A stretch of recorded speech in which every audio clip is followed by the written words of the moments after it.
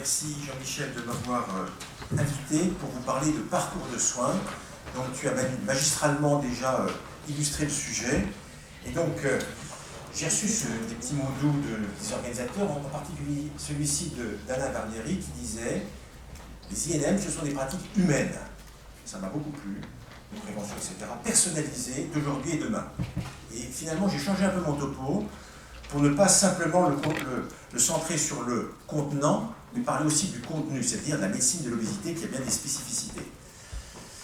Et donc, 4 points importants, on s'adresse à des personnes blessées. On peut même parler de fracas social que constitue cette stigmatisation qui est un phénomène social extrêmement puissant. Maladie chronique évolutive, tu l'as dit, c'est aussi une médecine de l'incertitude, cette médecine de l'obésité.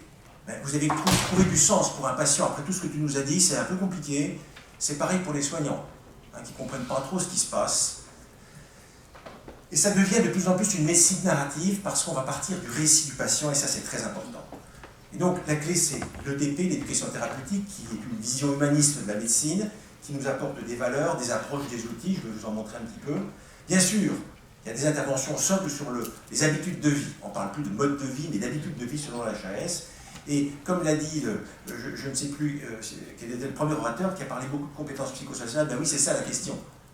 C'est ça le moyen majeur, le levier majeur. Ce n'est pas le mode de vie qui compte, c'est comment on s'adapte à tout ça. Et vous verrez que les mots-clés pour moi sont l'empowerment et la résilience. Et pourquoi pas le dire, l'objectif c'est le bien-être émotionnel. C'est le bonheur, tout simplement. Et c'est la relation qui est thérapeutique. Alors, on a beaucoup de points communs avec les NPIS, je ne vais pas commenter, mais moi j'ai beaucoup aimé ce petit chemin que j'ai découvert, dimension psychosociale, corporelle, nutritionnelle, ben oui c'est bien, on va en parler. Alors ces parcours, on en parle depuis 20 ans, j'aurais pu mettre 25 ans, peut-être même plus, il y a eu le plan obésité, il y a eu la feuille de route, et puis j'ai trouvé cette définition, un peu par hasard. Qu'est-ce que c'est que l'organisation des parcours? C'est organiser les bons soins par les bons professionnels, dans les bonnes structures, au bon moment et au meilleur coût. Bravo.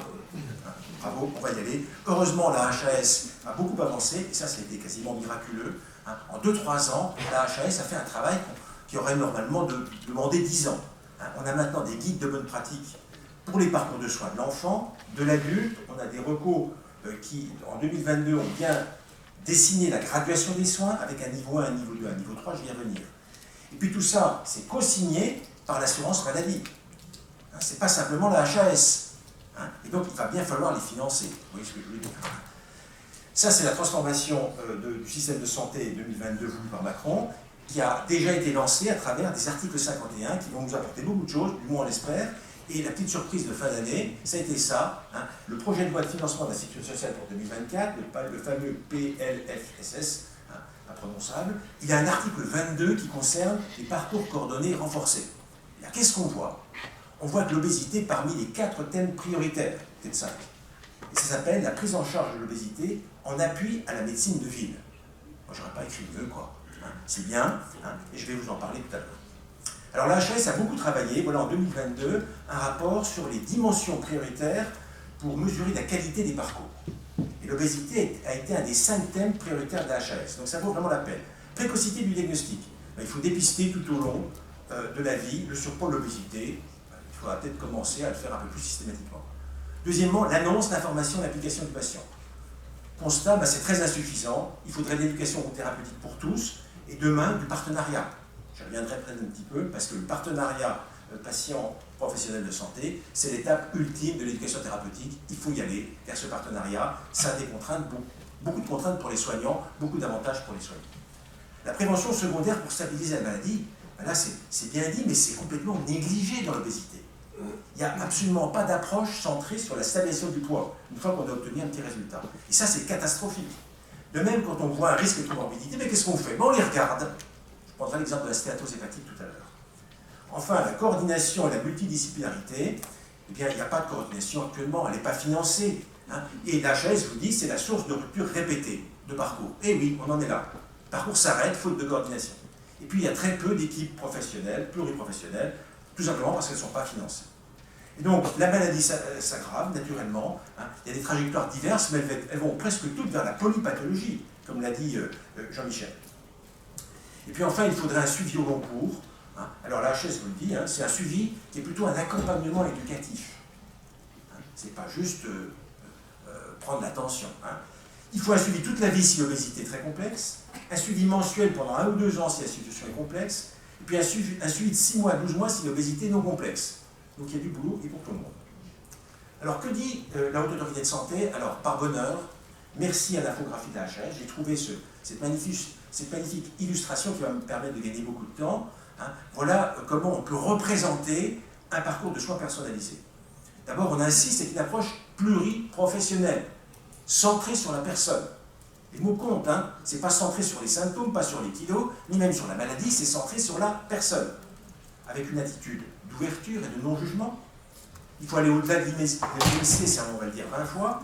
Il faut s'intéresser au vécu de la personne, il faut faire une alliance, il faut co-construire le projet de soins. Tout ça, c'est de l'éducation thérapeutique. Et il faut développer les compétences, les capacités de la personne, et bien sûr sa confiance en soi. Pour faire tout ça, il faut une équipe pluriprofessionnelle, de proximité ou spécialisée selon la gravité. Il faut se coordonner, etc.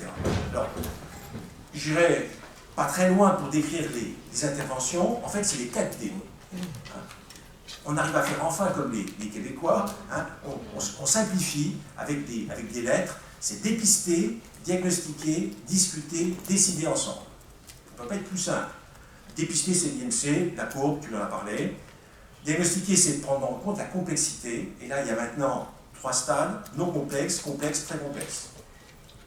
Je vais y revenir un petit peu. Discuter, c'est tout le projet de soins. Et là, la HES le dit clairement. Il faut accompagner d'abord toute difficulté psychologique, d'autostigmatisation, toute forme de vulnérabilité.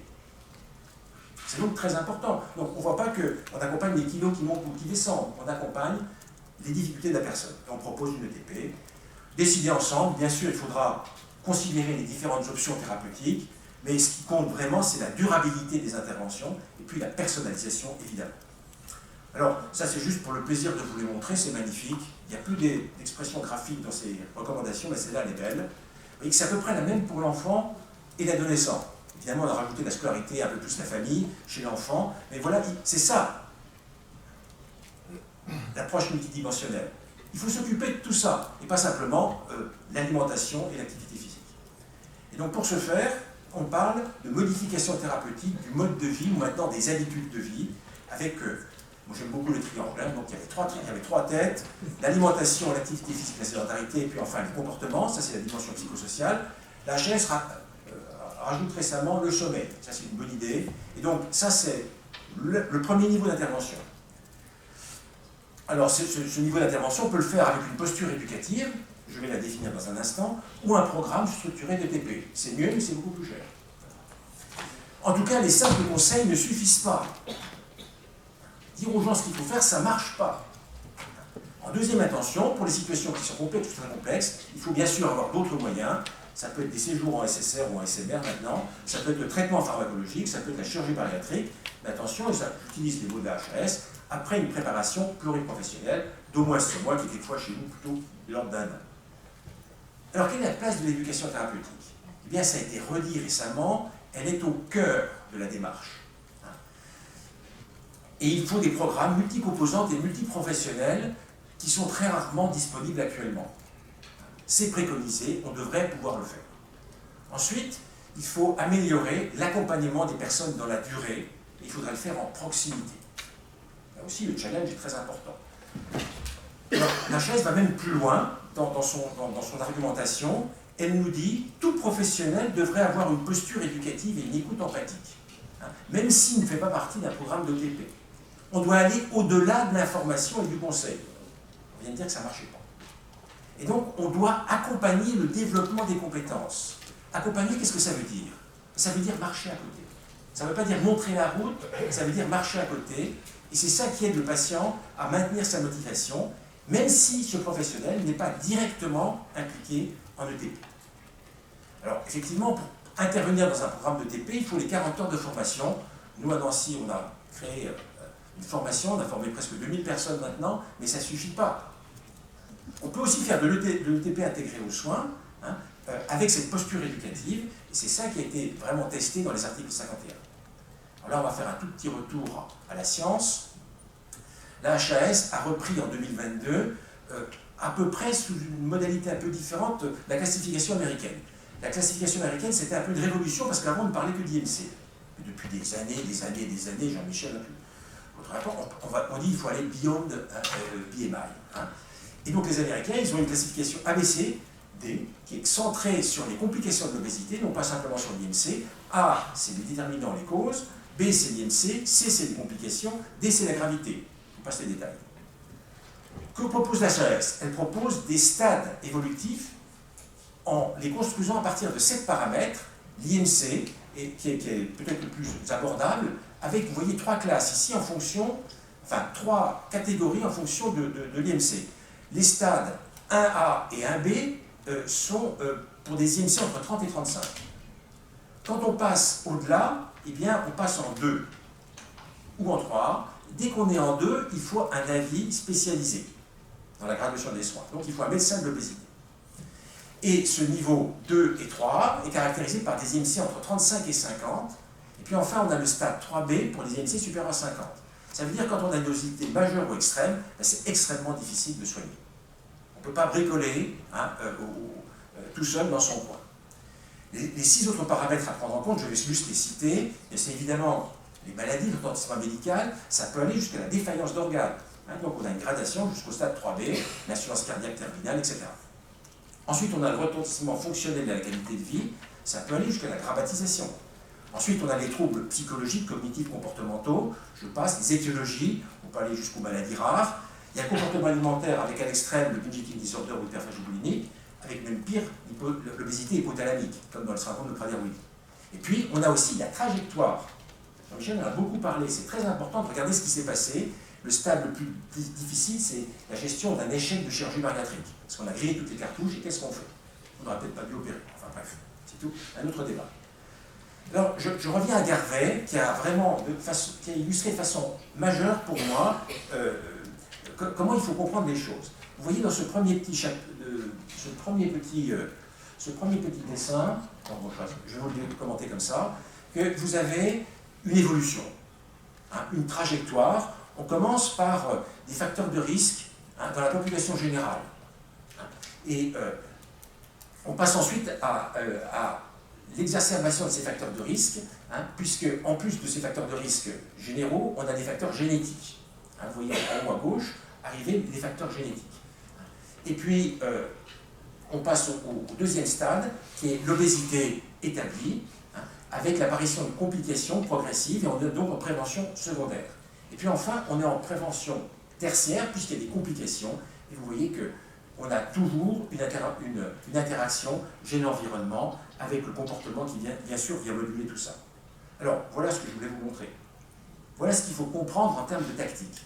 Quand on est en prévention primaire, soit universelle, soit centrée sur des groupes à risque, eh bien, ce sont les messages de santé publique qui comptent, c'est l'organisation de la société. Par exemple, le bâti est très important, on parle de la marchabilité dans les quartiers.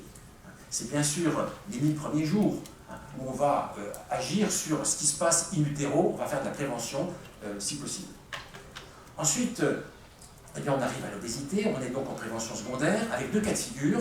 En haut, vous avez des gens qui ont une obésité métaboliquement saine, qui sont donc insulosensibles, ils ont un risque de complications biomécaniques, c'est ce que vous voyez à droite.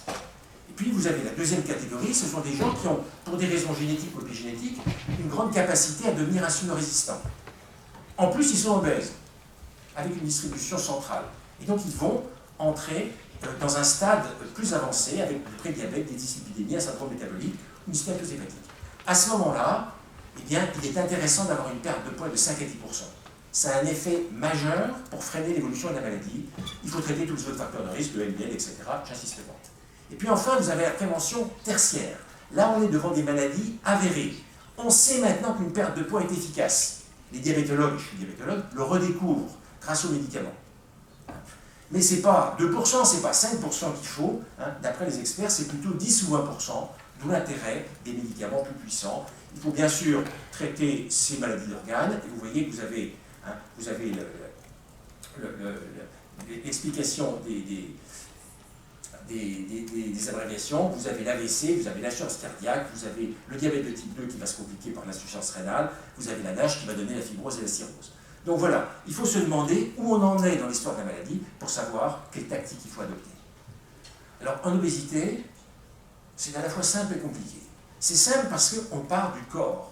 On part du corps et on part de l'image que la personne a de son corps. Comment elle le voit, ce corps, et comment elle le pense. Là, je vous ai mis deux silhouettes de Randall qui sont évocatrices. Et puis on arrive aux trois soi. Moi, j'appelle ça les trois soi. L'image de soi, c'est un peu plus que l'image corporelle, mais on y arrive comme ça. L'estime de soi, la confiance en soi. Et on s'aperçoit que dans cette maladie, on a une rupture du sentiment d'identité, la personne ne se reconnaît plus, on a une rupture du sentiment de sécurité, et il y a donc un sentiment d'impuissance. Et par là-dessus arrive la stigmatisation. C'est la double peine quand elle est internalisée. Parce que l'obésité comme la stigmatisation, les deux provoquent une insatisfaction corporelle, c'est très lié au développement des TCA, notamment l'hyperphagie boulimique, et à la dépression. Et à ce moment-là, eh bien, on a des compétences psychosociales qui s'effondrent. Et c'est dommage parce qu'elles servent à s'adapter. Et donc on a une altération profonde du sentiment d'auto-efficacité. Vous avez deviné, avec l'éducation thérapeutique, il va falloir réparer tout ça. Et donc, j'ai trouvé il n'y a pas longtemps ce schéma des compétences psychosociales, on en a beaucoup parlé, ça commence chez l'enfant, d'ailleurs c'est un travail qui a été fait chez l'enfant. On voit que nos comportements sont très influencés par notre équilibre psychique, ça on le savait. On voit ici que le système cognitif en haut et le système émotionnel vont interagir très fortement pour définir nos caractères, nos tempéraments, nos traits de personnalité. D'accord. On voit que dans le système cognitif, il y a les pensées, il y a les valeurs, les attitudes, mais aussi les croyances et les recommandations. En éducation thérapeutique, c'est primordial de travailler là-dessus. Parce que les gens, ils réfléchissent avec ça. Et puis le système émotionnel, effectivement, c'est très important, parce que ça va colorer la vie. Et puis, on a cette dimension aussi sociale avec les comportements. Alors, les voilà ces trois compétences à droite. Alors, je ne vais pas insister, mais si on prend parmi les compétences cognitives la capacité de maîtrise de soi, eh bien, on retrouve quelque chose qui est très important en clinique, la capacité d'attention à soi. Elle est perdue chez beaucoup de nos sujets obèses. Ils prennent plus soin d'eux. La capacité à gérer ses impulsions, ça c'est aussi très important. Pour les compétences émotionnelles, je ne parlerai que de la régulation des émotions, quoique je n'aime pas le terme réguler, parce qu'il y a bien une chose qu'on ne régule pas, c'est nos émotions. Il s'agit de les gérer, notamment quand elles sont difficiles, comme la colère, l'anxiété ou la tristesse. C'est pas facile. Et puis enfin, les compétences sociales, beaucoup de nos patients sont isolés. Ils ont besoin de développer des relations constructives, donc de développer des liens sociaux. Il faut leur réapprendre à aller vers l'autre, à entrer en relation, à nouer des amitiés. C'est ça qu'ils souhaitent. Alors, bien sûr, en médecine de l'obésité, on fait une analyse fonctionnelle des comportements. Et là, qu'est-ce qu'on voit? On voit que nos comportements, ils sont bien davantage influencés par les émotions que par les cognitions. Alors, on a vu la joie, la colère, les grandes émotions, mais aussi les états d'âme, les petits conflits émotionnels, les ruminations anxieuses qu'on peut avoir toute la journée, les sentiments de solitude, cette impression d'ennui, ces pensées flottantes qui vous envahissent. Tout ça, ça déclenche un passage à l'acte. Ce passage à l'acte, ici, c'est l'alimentation émotionnelle. Ce sont les TCA, qui ont tous une finalité ou un sens, qui traduisent quelque chose. Donc les bons conseils, ça ne marche pas, parce que derrière, il y a ce phénomène qui se produit. Puis au niveau des cognitions, il y a quand même ici un défaut de mentalisation des affects et des émotions. Comme on ne sait pas les gérer, qu'on ne sait pas les traiter, eh bien on mange. On mange pour ne pas penser. Et puis les fonctions exécutives qui viennent aussi dans le tiroir des cognitions, elles sont responsables du contrôle inhibiteur. Le sujet en situation de difficulté, il n'arrive pas à ne pas passer à l'acte. Et comme le disait fort bien André Grimaldi, la priorité pour tout être humain, c'est l'homéostasie émotionnelle. Se sentir bien. C'est vrai encore plus dans toutes les maladies chroniques. Le patient atteint de maladie chronique, il cherche à retrouver un sentiment de sécurité face à l'angoissante incertitude de la maladie. Je vous ai dit combien était angoissante l'incertitude de l'obésité. Et donc évidemment, en ETP, on va aborder les émotions. Alors l'histoire pondérale, ce n'est pas un long fleuve tranquille, l'histoire pondérale. Elle est représentée sur ce schéma, et là on entre dans le domaine de la médecine narrative. Alors, la médecine narrative, c'est pas simplement chercher les points de repère, le poids à 18 ans, quand tu as commencé l'obésité, le poids maximum, le delta, le yo-yo, etc. Non, c'est relever chronologiquement, d'ailleurs tu l'as bien dit Jean-Pierre, Jean-Michel, tout ce qui a pu concourir à l'obésité. Et donc on va regarder à quel âge, qu'est-ce qui s'est passé, le poids il a changé, il a baissé, il a monté, et puis surtout, on va essayer de regarder si la personne elle fait les liens entre ces événements de vie, son poids et d'éventuels TCA. C'est ce qu'on appelle les capacités d'introspection. Alors cette médecine narrative, elle a été formidablement développée par Rita Charon. Alors j'utilise ce dessin du Monde, hein, qui est tout récent, qui m'a beaucoup plu. Hein. Rita Charon, elle vous dit, la médecine narrative permet de lire dans son patient. C'est une belle métaphore. Hein. Elle ajoute, les médecins ont perdu la relation avec leurs patients. Les mots, les histoires créent cette relation. Mais malheureusement, dès que les patients parlent de leur vie, les médecins ne prennent pas le temps de les entendre. Hein, ils ont quelques secondes, quelques minutes pour les écouter. Et donc Catherine Tourette-Turgis, qui m'a aussi beaucoup influencé, nous dit qu'il faut reconstruire avec le patient le récit de sa vie.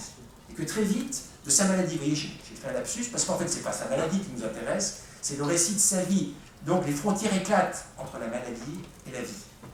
Et donc cette narration du sujet, elle lui permet de mettre en sens sa vie, ce qu'il a personnellement vécu, senti, découvert, éprouvé, mis à distance et incorporé. Ça a du sens tout ça. Et donc tout ce qui peut se raconter, se remémorer, expliciter, ça a pour lui une valeur identitaire. Eh bien c'est de ça dont il s'agit. Le récit permet au patient de retrouver son identité ou de se comprendre, et le soignant est là pour l'aider à interpréter ce récit, hein, et à élaborer par la même des savoirs expérientiels. Et donc il faut acquérir des compétences narratives. Alors là, plutôt que de paraphraser, je vais directement utiliser, grâce à une traduction de François Goupy, avec ce magnifique bouquin dont vous avez le dessin de couverture, qui est assez significatif aussi. Comment on acquiert ces compétences narratives? Eh bien, il faut savoir reconnaître, absorber, interpréter et être ému par les histoires de maladie. Alors, reconnaître, je vous mets de la traduction pour la médecine de l'obésité juste à côté, c'est reconnaître les besoins du patient de se raconter, c'est de donner du sens à ce bouleversement de sa trajectoire naturelle. En obésité, on laisse parler, on reformule et on aide le patient à trouver du sens. Ensuite, il faut absorber cette histoire. Ça veut dire qu'il faut offrir un espace d'écoute, de parole. Et avec un côté motivationnel, en obésité, on connaît bien le concept de l'écoute attentive. C'est très fatigant d'être attentif. Ça prend du temps. Il faut être présent, il faut accompagner. Ensuite, il faut interpréter, en gardant toutes les interprétations possibles. Parce que c'est le patient qui interprète, c'est pas nous. Hein. Et on va aider le patient à trouver des liens. C'est lui qui les fait des liens, c'est pas nous. Ensuite, il faut être ému. Ben, c'est bien, moi, de le dire. L'empathie, c'est technique, c'est cognitif. Hein. La sympathie, c'est mieux. Hein, c'est ce que dit Gérard Réal, moi je suis d'accord. Hein. Et c'est ce partage des émotions qui permet de les légitimer. Donc, de faire comprendre aux patients qu'on a compris. Hein. Alors là, j'ai essayé, c'est un peu difficile, de représenter cette trajectoire de vie. Donc, j'ai failli intituler aussi mon sujet parcours de soins, parcours de vie. Ça commence avec la vie du sujet. Hein. Il y a la maladie et les traitements qui arrivent. Le patient, il fait un travail d'auto-observation, d'introspection, ça lui permet de construire ce récit. Il acquiert des savoirs expérientiels. À un moment donné, il peut choisir de passer à l'acte ou pas en termes de changement. Hein. C'est ce qu'on appelle la démarche de transformation personnelle dans le TP. Hein. Et puis là, ça peut marcher ou pas, il peut développer des projets de vie. Et si tout va très bien, on va vers l'empowerment, qui est le pouvoir d'agir. Hein. Le pouvoir d'agir, Isabelle Aujoula, dans sa thèse, le définit extraordinairement bien. Elle nous dit, c'est devenir autrement le même. Car changer totalement, c'est se perdre. Hein, donc il faut évoluer, hein, et c'est le récit qui permet aux patients d'évoluer. Au départ, on a un sentiment d'insécurité, d'impuissance, une rupture du sentiment d'identité. Le patient va trouver des ressources mobilisables, soit en lui-même, soit à l'extérieur, dans son entourage. Il va développer des compétences psychosociales, hein, et tout ça, ça se fait grâce à l'accompagnement de l'ETP, grâce à ce climat facilitant, hein, grâce à un environnement soutenant, dont l'entourage est extrêmement important. Et puis tout ça, eh bien, ça se fait en équipe. Et c'est bien souvent l'équipe qui est tuteur de résilience et qui va aider le patient à progresser. Le stade ultime, je l'ai déjà dit, c'est le partenariat, parce que dans le partenariat, le patient fait partie de l'équipe. Donc ça va très loin, on développe des modèles français à partir du modèle de Montréal. Alors, je vais être plus simple et plus rapide sur les aspects techniques. Voilà une diapo qui vous montre comment on peut faire au niveau 1, la gradation des soins. Donc le médecin traitant, premier système, ben, il est tout seul, hein, posture éducative, une série de consultations, c'est déjà très bien. Version numéro 2, il est entouré par une infirmière ou un pharmacien, ou un enseignant à part. Hein. On fait ça à deux, ça va encore mieux. Si c'est nécessaire, en troisième ligne, on peut faire apparaître une structure avec toutes les structures qui existent, qui sont mentionnées là. À ce moment-là, on peut gérer une équipe pluriprofessionnelle plus facilement, mettre en place des parcours, modèle HAS, avec des temps de coordination, des RCT, etc. Et puis, si on fait appel à une équipe spécialisée, à un médecin de l'obésité, on passe au niveau 2, je vous épargne le niveau 3. Alors, deux exemples. OBPEDIA, que j'ai le plaisir de coordonner avec Maïté Kleber, mais c'est Maïté Kleber qui l'a écrit en 2014. Et on a commencé en 2021. C'est un parcours original parce qu'il est fait pour l'obésité complexe de l'enfant. Il dure 2 ans. Et il y a une double coordination parce qu'il y a 2 équipes. Il y a une équipe au niveau du CSO, et puis on a créé une équipe de proximité quand elle n'existait pas. C'est ce qu'on a fait à Nancy. Donc on a un coordinateur au niveau du CSO. On a le premier bilan qui se fait au CSO, ainsi que le bilan intermédiaire et le bilan final. Et puis on a des échanges précis, réguliers, organisés, suivis, avec l'équipe de proximité. Vous avez un coordinateur de proximité qui fait le lien entre les différents intervenants, le médecin traitant, la famille, etc. Il y a 27 forfaits payés au service fait. Je vous passe les complications. Ça dure 2 ans, c'est adaptable, ça marche bien. Et finalement, la HAS, dans son parcours 2002, s'est fortement inspiré de ce parcours OBPEDIA. Et puis, à tout seigneur, tout honneur, voici le premier article 51 qui est parti pour entrer dans le droit commun. On appelle ça la généralisation. C'est EMNO, c'est Cyril Gauthier, qui l'a conçu avec beaucoup de talent, qui est plus adapté au niveau 2 de la médecine de ville, encore que. Alors le voilà, très rapidement. Ce parcours, il y a 5 profils de patients, du plus simple au plus compliqué. Il y a 3 forfaits de parcours, mais on peut avoir plusieurs forfaits par parcours. Il y a 86 ateliers pédagogiques. Alors comment il a fait tout ça? Le plan de suivi personnalisé, l'équipe pédagogique pluridisciplinaire, la délégation de tâches. Il a fait ça parce qu'il est très organisé, il a une petite équipe qui a bien fonctionné, et puis il a créé une plateforme pédagogique qui s'appelle la NUV. Donc il y a de l'IETP. Donc on peut tenir compte de l'entourage, des patients partenaires, des communautés d'usagers. On est en lien avec tout le monde et on est très soutenu par un système d'information qui s'appelle ETIX. Et donc le point important, c'est que l'ARS Bourgogne-Franche-Comté a vraiment soutenu le truc et l'a rendu possible. Alors voilà le bilan, ça vient de Cyril, de tout ça. 5 ans, 770 patients prévus. L'organisation, ça a plutôt bien marché, mais oui, ils ont été validés. Il y a beaucoup d'agilité de cette équipe. Le rôle pivot de l'IDE, ça c'est rassurant, parce que c'est un nouveau métier qui se défile. Alors il y a eu des ajustements. La plateforme pédagogique, je n'insiste pas trop, elle est pertinente, mais c'est pas si simple que ça. C'est pas si simple que ça, et pour les patients, et pour les soignants. L'adhésion des patients est à travailler. À mi-parcours, 51 avait réalisé plus de 2 ateliers, ce qui va même assez peu. La coordination des soins, elle a été déployée progressivement. Maintenant, il y a ce système ETIX qui marche bien. Alors, 643 patients inclus, 90% des actions prévues réalisées. Les premiers parcours les plus simples ont été les moins nombreux. Ce qui a bien marché, c'est le profil 3 qui est plus difficile et le profil TCA. Vous voyez qu'il y a un IMC moyen de 39, ce qui est considérable. Donc, ils ont tapé assez fort. Et puis, l'application des patients experts a été difficile car ce n'était pas référencé. Donc ça, c'est un résumé. On a à la fois de l'ETP en présentiel, de l'ETP sur plateforme, et c'est soutenu par un système d'information régional, c'est absolument indispensable. Et il y a un rapport final qui est disponible sur le net pour raconter tout ça. Alors j'ai terminé. Pour moi, les 3 clés d'ETP en situation d'obésité, c'est donner du sens. Le sens, c'est à la fois la cause, la direction. Et ce n'est pas nous qui donnons du sens, c'est le patient qui donne du sens à sa vie. Créer du lien, sans ce lien, il ne se passe rien. Et puis, il faut que les soignants gardent un regard inconditionnellement positif. Quoi qu'il arrive. Ça, c'est Carl Rogers. Donc, ce n'est pas si simple. Il ne suffit pas de modifier les habitudes de vie. Il faut une prise en charge centrée sur la personne, graduée. Il y a 8 millions de Français, j'ai refait les calculs, qui ont une obésité chez les adultes, dont 2,4 millions d'obésité sévère. 2,4 millions. Comment on va faire pour soigner tout ça avec des systèmes adaptés? Avec ces mots-clés que vous connaissez bien, j'insiste pas, c'est un puzzle. Eh bien, là, effectivement, les sociétés savantes telles que la Ferro auraient peut-être tout intérêt à s'allier avec d'autres acteurs comme les NPIS, bien sûr. N'oublions pas les associations de patients. Il n'y aura rien sur le partenariat sans les associations de patients, donc il faut vraiment les mettre dans le coup tout de suite. Et puis enfin, je vous remercie de votre attention. Ça, c'est un petit schéma que j'ai trouvé un peu par hasard. C'est un peu ma trajectoire à moi, ma carrière. Et il y a eu des vidéos, il y a eu des débats. Je ne suis pas sûr d'avoir tout compris. Il y a un cheminement personnel qui est un peu compliqué, mais en tout cas, il y a eu beaucoup d'intelligence collective. Merci de votre attention.